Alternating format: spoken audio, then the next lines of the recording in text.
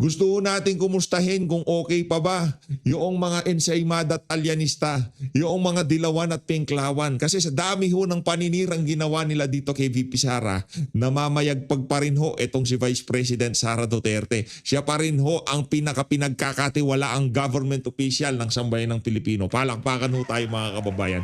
No? Meron na hong impeachment, confidential fund at sandamukal na paninira ang ginawa ng mainstream media at mga alyanista at ensaymada. Pero nananatili pa rin hong pinagkakatiwalaan ng sambayan ng Pilipino itong si VP Sara. At dito rin ho sa video na to, pag-uusapan ho natin ang pinaka-latest na update kaugnay sa mga personalidad na kakasuhan dyan sa issue ng mga maanomalyang flood control project. At papasadaan din ho natin na mabilisan yung continuation ng naging ambush interview dito kay Senator Alan Peter Cayetano kahapon. At itong interview nitong si Manong Ted Filon dito kay Pyra Lucas. Parang kilala natin yung Pyra Lucas na yan. Umpisano muna natin ang ating talakayan dito sa pag-like at subscribe. Ika nga. Kung bago lang mo ko sa PH Update, isang like at isang subscribe. Masaya na ho tayo dyan at sa mga gusto sumali sa ating community. Alam nyo na ho ang gagawin. Yung join button, nandyan lang ho sa baba. At sa mga naghihirap mag-subscribe, ilabas nyo lang ho ang iyong cellphone at scan nyo lang ho yung QR code na yan. At sigurado, kayo na ho pinakaunang makakita sa ating mga reaction video. Ayun na nga mga kababayan, base ho dito sa pinaka-latest na survey na ilinabas ng Pulse Asia, nakakuha ho ng mula 54% noong June 2025, imbis na bumaba ang trust rating nitong si VP Sara, lalo pa hong tumaas. Yan na nga ho ba sinasabi natin. Napakarami na hong paninira, panggigiba o mga chismis, mga confidential fund o kung ano mang paninirang ginagawa nila. Hindi lang dito kay VP Sara, kay dating Pangulong Rodrigo Duterte, kay Mayor Baste, dito kay Congressman Pulong Duterte. Lahat ho ginawa na ho nila. Pero nananatili pa rin number one. Ika nga, Duterte number one. Sa puso ng sambayan ng Pilipino, pinagkakatiwalaan ng sambayan ng Pilipino ang pamilya Duterte. Kumpara dito sa trust rating netong si Marcos Jr., itong ating presidente, hindi natin malaman kung bagag o normal. Noong June 2025 nakakuha ho siya ng 39%. Habang ngayong Setyembre, bumaba ho ng 5 puntos ang kanyang trust rating. At yan, sa tingin natin, dinagdagan pa yung 34% na yan. Kasi yung 39% na yan noong June, di ho tayo naniniwala dyan. Malamang sa malamang, nasa 5% na lang. Kasi kung kahit saan ho kayo maglakad ngayong mga panahon na to, sambayan ng Pilipino, galit dyan sa mama na yan. Lalo na yung mga babad sa politika, hindi sa mainstream media. Kasi pagka mainstream media pinapanood mo, malamang sa malamang, uuurin ang utak mo. Ito, sinasabi ko sa inyo mga kababayan, hindi naman sa paninira sa mainstream media. Pagka ikaw nanonood ng mainstream media, ikaw ay magiging ignorante. Pagka pinapakinggan mo mga balita nila, napakalayo mo sa katotohanan. Napakabilis mong lokohin. Napakabilis mong budulin. Pagka dyan sa mainstream media ka naniniwala. Nanonood ng mga balita. Kasi dito mga kababayan, sa mainstream media, pagka ipinasok sa utak mo, hindi ka nang makakapag-comment react. Wala kang punto de vista, wala kang critical thinking na pwede mong iambag doon sa pinag-uusapan. Kung ano lang ang i-report nila dyan sa mga pahayagan na yan, dyan sa mga TV na yan, yun lang ang iyong pwedeng paniwalaan. Pwede ka ba magsalita? Pwede ka ba magkomento? Hindi. Pero sa mainstream media, sa social media, mali. Erase. Pero sa social media, pero sa sa mga talakayan, sa mga platform na kagaya ng FB at YouTube, merong comment section dyan. Pwede mong i-call out yung nagsasalita at sabihin sa kanya, di totoo yung mga sinasabi mo na yan. Heto ang mga dokumento, heto ang interview, heto ang kaso. Di ba pwede hong ganyan? Pero sa mainstream media, walang ganyan. Kung ano lang i-feed sa inyo, pagka magandang delivery ng mga reporter o yung mga anchorman nila, makukuha ho ang ating mga kababayan. Kaya kung ako sa inyo, kung di pa ho kayo nakasubscribe sa PH Update, mag-subscribe na ho kayo. Dahil dito, pwede ho kayong makisangkot sa usapan. Hindi ho kagaya dyan sa mainstream media na yan. Kung ano na lang i-feed sa inyo, sa gusto't sa ayaw nyo, yun na lang ang tatanggapin nyo. Ulit-ulitin nila yan. Umaga, unang hirit, babanatan kanila ng ganito. Susundot sila ng alas 11 ng tanghali, magre-report yung mga yan. Tapos alas 12, alas 3, iisang balita. Ika nga, inuulit-ulit ho nila yung mga balita nila para magmukhang totoo. Ganun ho ang estratehiya nila dyan sa mga mainstream media na yan. Ayun na nga mga kababayan, dumako na ho tayo sa ating susunod na paksa. Ako, itong si Etong si Zaldico, mayayari ho dito. Talagang ito ho yung ika nga, ito yung mga cryptic message ng administrasyon. Kakasuhan ka na namin, huwag ka na uuwi. Okay? Mag-ala Andres Bautista ka na lang. Huwag ka na uuwi sa Pilipinas. Manatili ka na lang dyan sa Spain. Maraming mansyon yung best friend mo dyan. Ito, pakinggan natin. Game. Wala sa akin yung listahan pero marami po, maraming Game. wala sa akin yung listahan pero Game. marami po, maraming nakalagay po doon na kakasuhan natin. May Nako. senador na o Pero may mga congressista? congressman na kasama. Yung mga Senador, congressman. sir. Mga senador, Pero senador. Torres, Meron. hindi pa ako sigurado kung nandun. Nako. Dun sa mga kakasuhan nyo, nasasabi nyo kanina congressman, sino kasama si Congressman Saldico? Malamang kasama. Kasi, Malamang. Ang naalala ko meron Mindoro case na kasama sa mga finansa. Zaldico mega love shoutout. Good luck na lang siya. Hindi ka na makakatapak ulit sa Pilipinas. Kung makatapak ka man, dalawang bagay lang ang iyong kapupuntahan. Kung hindi ka magurgur, makukulong ka. Yun lang. Walang trip sa mga mansion mo. Walang ganon. Wala kang ganon choice, Brads. Ito lang ang pagpipiliin mo. Pag umuwi ka ng Pilipinas, pupunta ka ng ay, tatlo pala. Sorry. Ano pala to, politiko? Sorry. Kalimutan ni PH. Talagang si PH. Makakalimutin na. Tumatanda na tayo eh. Tatlo pala ang pwedeng puntahan nito. Kulungan, hospital, o gurgur. Hindi walang bahay na, yung bahay, hindi kasama sa choices yun. Yung uuwi ka sa bahay mo, yung mansion na pinatayo mo, hindi, walang ganon. Bibisitahin mo, hindi, walang ganon. Ang choices mo lang, pili ka lang dito kung sakaling uuwi ka. Alin ba gusto mong puntahan? Kulungan, hospital o gurgur. Yung kulungan, yung hospital nga medyo mabait pa tayo dahil ika nga politiko. Laging merong special treatment yung mga yan. Pero yung mga pilantropo na kagaya nitong si Pastor Kibuloy na wala namang walang sinaktan, bagkos tumulong, mga kababayan, kung saan ang asambayan ng Pilipino makikita lamang yung ika nga ginawang pagtulong ng mama na yan, kayo ho bibilib. Yun ang aking sigurado. Bibilib ho kayo mga kababayan. Ito nakikita nyo naman, hindi politiko, nakakulong ang mama. At di ho niya ginagawa yan, ngayon lang nakakulong siya. Tinignan ho natin yung mga, yung mga nagdaang kalamidad sa ating bansa. Wala ho siyang planong tumakbo ng, kung ano man sa pamahalaan. Pero tuloy-tuloy ho ang pagtulong ng organisasyon itong si Pastor Kibuloy. Sobrang nalulungkot lang ho tayo na kung sino pa yung mga gumagawa ng matino. Yung mga fake news, yung mga aligasyon sa kanya, yung mga paninira sa kanya, nasa social media na yan. Pagka sinearch yung pangalan niya, yan ang lilitaw. Pero ito kung sinisigurado ko sa inyo.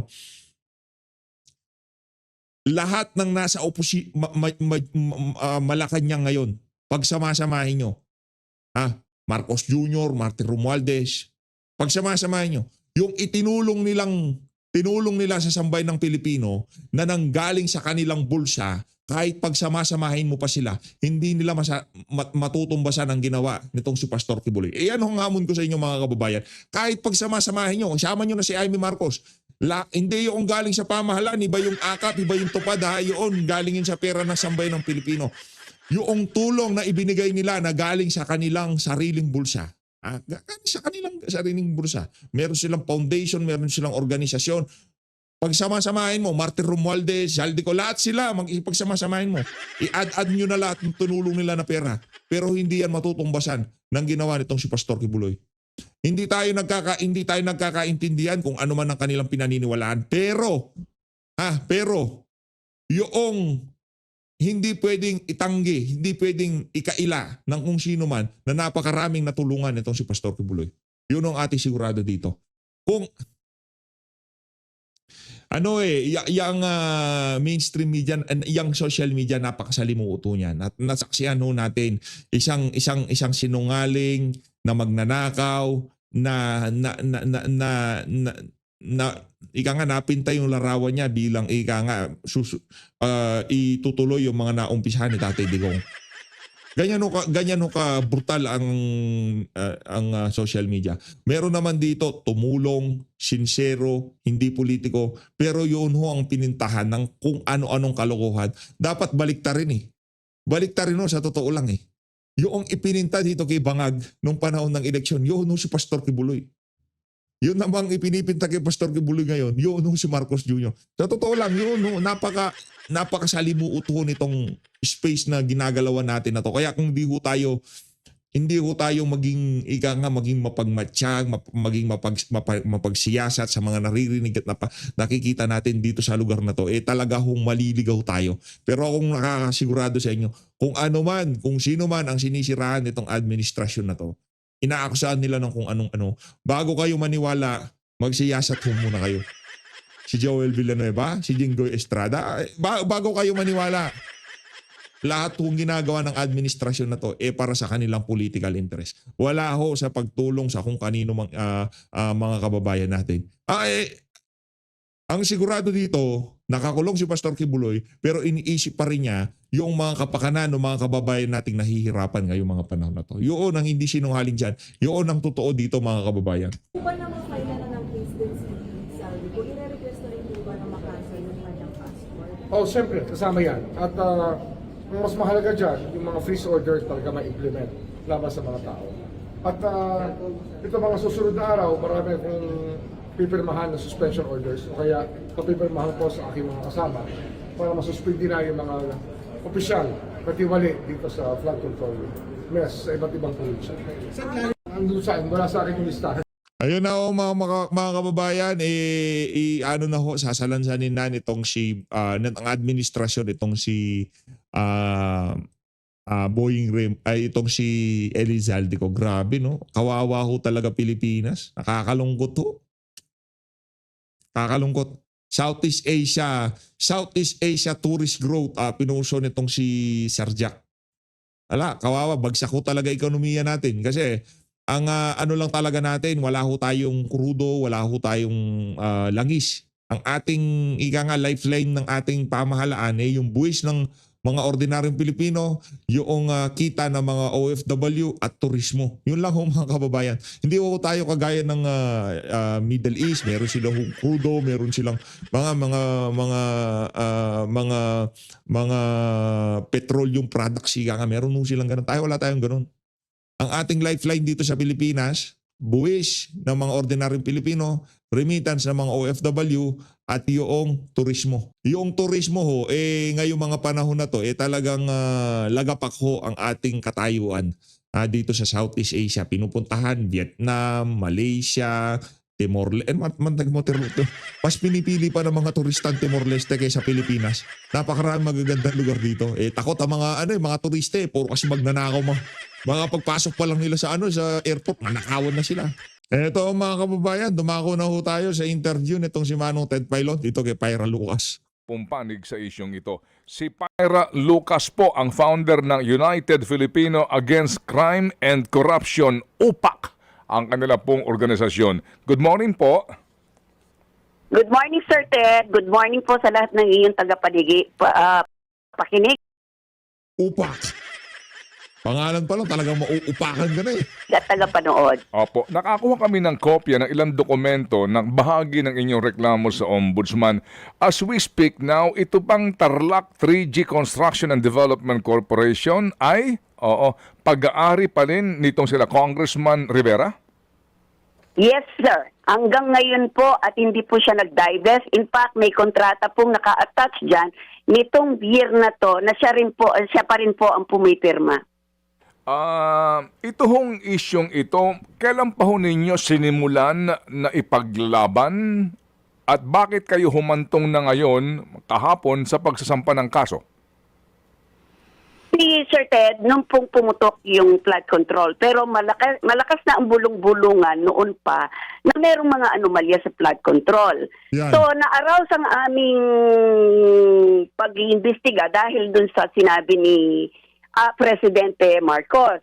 So, nag-imbestiga kami, chinek namin yung mga flood control, chinek namin yung sa DPWH contract. So, nakita namin itong mga dokumentong ito. Ang mga dokumento ay galing mismo sa website ng DPWH. Public records po yan. So, Sir Ted, ito ay ilan lang po lamang sa nakita namin, yung 590 plus na sariling pirmado niya. Pero Sir Ted, meron po akong gustong i-highlight. Yung pong binagsak dito ni Saldico. Nako! 2022 to 2025 ay 11 billion ang project. Gusto po namin itong maimbestigahan ng ICI o ng DPWH at may request na po kami doon. Go ahead po. We're listening, ma'am. We're listening. At tapos po, ang modus operandi po ng mga contractor na to, like si Congressman Rivera, sa totoo lang po sir, hindi lang po 600 million yan. Mahigit 2 billion po yung nakuha niyang kontrato. Puwera pa po yung paggamit niya ng mga kontraktor na para silang isang sindikato dito sa Tarlac. Nako. Ginagamit niya po yung mga ibang Di ba taga-Tarlac din si Sendante? Baka kilala niya to si Pyra. contractor. Pero siya rin po ang gumagawa, sir. Alam po namin lahat yan. So yung modus... Yung kay Saldi ko po, sir, may binagsak siyang ilang bilyon dito. Inamin naman po yan ni Sir Bernardo dun sa Senate hearing. Yun po ay may 20% si Saldi ko doon. Nako. Pero kumukuha pa rin po ng passway na 5% doon si Congressman Rivera. Tapos siya pa rin po ang nangungontrata. Opo. Ma'am, ito pong 11 billion sa district ho ba lang ito ni Congressman Rivera o sa buong Tarlac? Sa district pa lang po ni Congressman Rivera. So doon nag-park si Saldico ng 11 billion at yung mga kontrata sa 11 billion, ito po ay for 2022 until 2025? Yes, sir. Yes, sir. Okay. Malalim po ito, sir. Malalim. Opo. Yung sinasabi po ninyo, kumbaga nag-park si Saldico sa distrito ni Ginoong Rivera tapos nakakuha siya ng higit 2 billion worth of projects. Yung iba, ibang kontraktor na nakakuha pero meron sa kanyang toll na binabayaran kumbaga. Yes po. At saka siya rin po ang nagkokontrata. Naggagamitan po sila eh. Naggagamitan sila dahil itong mga kontraktor dito, dami ng mga politiko, dami ng mga congressman. Kaya naggagamitan po to. Ito po yung sinatawag nilang Thursday Club na sindikato sa mga kontrata dito sa buong Tarlac. Opo. Yan ho bang ibang kontratistang yan ay identified po ninyo at kasama ba sa inyong reklamo? Hindi pa ho namin sinama sa reklamo dahil nag-focus po muna kami kay District 3. Pero gusto ko pong ibunyag ito sa Senado o kaya sa ICI na itong mga Thursday Club na sindikatong ito ay naggagamitan po sila ng mga pangalan pero ang mga congressman po ang talagang kontraktor. Mga congressman, ibig sabihin, hindi lang po sa distrito ni Congressman Rivera. Hindi lang po sa distrito, buong Tarlac po. May mga kontraktor na dami ang mga congressman dito. Ito hong mga damis na ito ho ba'y bahagi ng 15 na binanggit na presidente o maging sa Diskaya construction companies? Actually po, ang Diskaya Construction Company, meron po siyang kontrata dito sa district ni Congressman. Meron din. Anong kumpanya ito? St. Gerard? Ano po? Alpha Omega po, Alpha Omega. Oo. Ano ho yan? Flood control? Yes po, tapos ang dami nila, ang nagkontrata po gamit ang pangalan ng Alpha Omega pero ang gumagawa po yung construction company naman ni Mayor Villanueva na kaalyado ni Congressman Rivera. Mukha nga pong sa inyo pong salaysay ngayon, mukhang lumalabas diyan na maaari ba sabihin na sa buong lalawigan ng Tarlac, yan na po ang modus ng mga kongresista at mga politiko? Yes, sir. Not only in Tarlac, the entire buong Pilipinas, ganito po ang kalakaran, sir. Well, we presume dito nga sa mga naiuulat pero we're talking about Tarlac nga po kung saan kayo. Diyan kayo nakabase, di ba sa Tarlac? Yes po, butante po ako ng 3rd District. Okay, yung nga po, no? Kaya po, specifically nga po, Tarlac kasi nga kayo nandidiyan at mas, kumbaga, mas pamilyar ho kayo no, sa mga nangyayari dyan. Sige, so ito pong inyong isinampang reklamo, officially po kahapon po inyo ito inihain. Yes, Sir Ted. Okay. And sa inyong pagpunta sa ombudsman, sino po ang nakausap po ninyo? Kasi nga sa akin po lamang, kasi hindi ko ma-print, ang dami po nitong dokumento, pero doon pa lang po sa inyong attachment nga, nakita ko na talaga namang may basis ano po, ito pong inyong reklamong ito kasi nga dokumentado at pati po yung mga certification galing po sa SEC. So ano pong sabi sa inyo ng Yes Office of po. the Ombudsman? Ay, agad po daw nilang iimbestigahan. Dahil mainit ngayon ng flood control, then iti-check nila, i-validate po nila yung mga kontratang pinirmahan ni Congressman Rivera, then they will go for PI po, for inviting him. Opo, Ma'am Pyra, kayo po kasi nga ay isa po kayong NGO diyan sa Tarlac. At yan din po ang panawagan nga mismo ng presidente, mismo ng ICI, no, na makipagtulungan ang ating mga kababayan at maging mata, at bibig dito po sa usapin po ng pang-aabuso sa pera ng bayan. Diyan ho sa inyong lugar na iyan, meron ba ko nakikita po na mga ghost projects din o kaya po ay sobrang substandard? Marami po dito, Sir Ted. In fact, sa Facebook ko po pinupost ko, kaya marami akong threat. Bago po itong mga threat po ninyo, ma'am, ito hong mga nakita po ninyo na mga ghost projects, practically po, sino ang mga contractors niyan at saan-saan kaya mga lugar? Can you just give an example? Sir, 1st District, 2nd District, 3rd District. Buong distrito ng Tarlac. Nako. Flood control po ito? Flood control, yung mga asfalto na daan, sir, sobra pong garapal. If only I can talk to you one-on-one, sir, sobra. Mapapaiyak po tayo kasi ito'y pera natin, nagtatrabaho tayo. Grabe po dito. Grabe talaga, hindi sila tao. Nako. Itong si Manong Ted, pinaiyak mo naman kasi Manong Ted eh. Hindi mo may kasalanan, ba't umiyak kay Spyra? Sir, yung modus iba. Yeah. Talaga pong sindikato ang mga Totoo naman yan. congressman.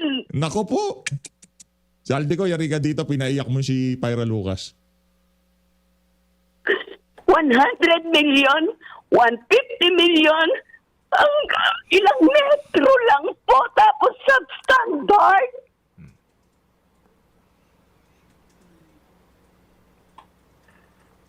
Taon-taon hinihingan nila ng pondo. This is injustice to us all taxpayers.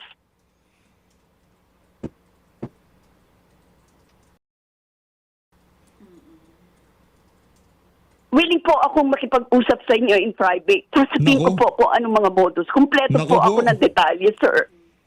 And I want this to be exposed in the entire Philippines so they can dig deeper, investigate deeper. Kami po'y humahanga, Ma'am Pyra, sa inyo pong pagmamalasakit ng lubos, no? Sa bayan, dito po sa inyong ginagawang pagsisiwalat dito sa katiwalian sa inyo pong lalawigan. Maliban po sa amin, sa akin po, agad po ako makikipag-ugnayan sa amin pong pinuno dito sa amin pong news department dahil ito po'y karapat-dapat din, ano? Na maging, Opo. maging bahagi po ng balita po namin sa TV5 at sa maging sa One News, ano po. Pero bago po yan, Opo. kayo ho ay nagbigay na rin po ba ng kopya sa ICI at kung mamarapatin po siguro ng Senate Blue Ribbon Committee ay maimbitahan din po kayo at maihayag niyo po itong mga sinasabi ho ninyo kasi nga naniniwala po kami kasi dito po sa inyong reklamo laban kay Congressman Rivera may mga dokumento po naman po na kaakibat. Willing ho ba kayo dito po na humarap din para po para din po malantad na po ito at kasi kapag Yes, kayo po sir. lumantad, mas I think mas secured kayo kasi malalaman ng bayan. Yes, sir. Opo, oo. Yes, sir. I'm willing to do this. Tama na, sobra na. Matagal na nilang ginagawa sa atin ito. Ang bilyon-bilyon peso na pupunta sa kanila. Ano po ang mga threats na tinatanggap po ninyo? Saan po kaya nanggagaling? Siya. Sir, sanay po ako sa threat. If you can recall, I am an ambush victim. Matagal na po ako lumalaban.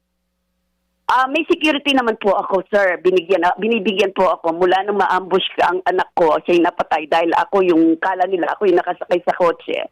Ay binigyan na po ako ng gobyerno. Kaya yung threat, okay lang po sa akin yan. I can take it. But what I cannot take is this is happening. Kung ano nangyayari sa buong Pilipinas, sir. Sobrang malalim.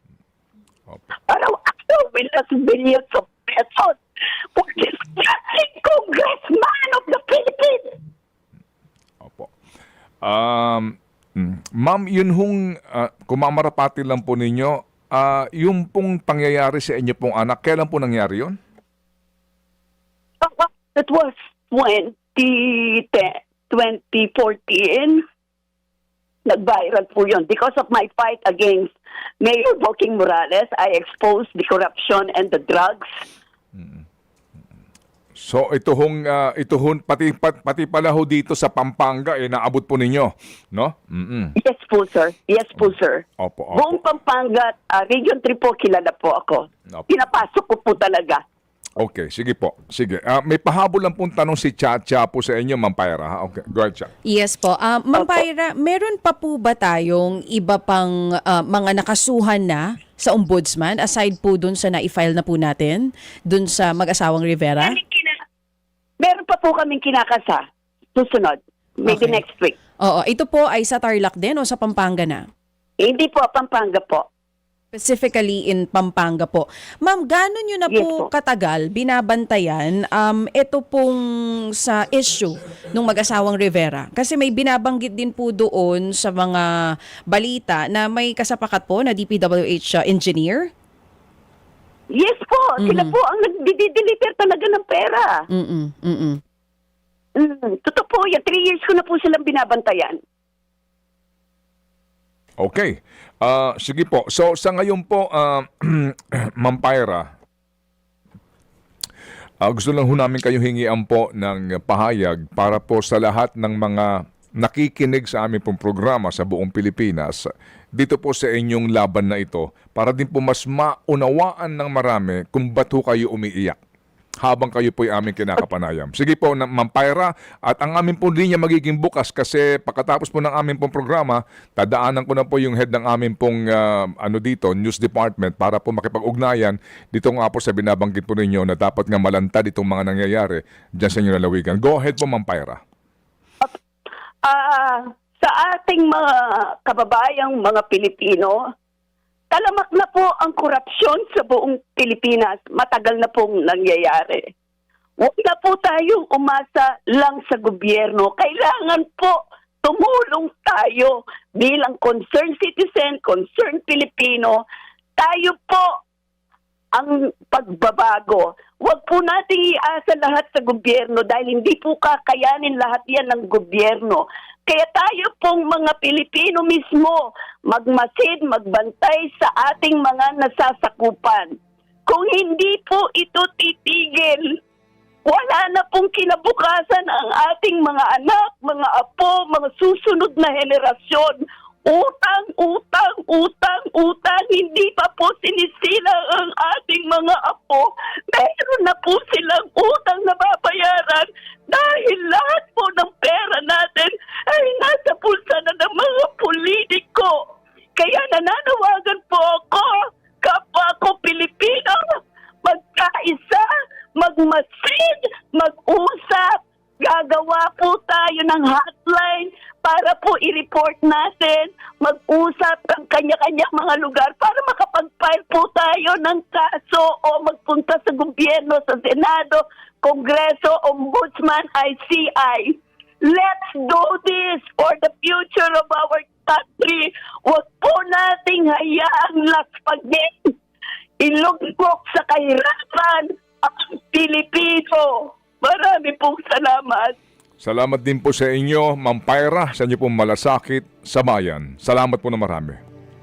Ayun na nga mga kababayan, dito na natatapusin ang ating reaction video. Maraming salamat po sa pagsuporta sa PH Update. Mag-ingat po kayong lahat.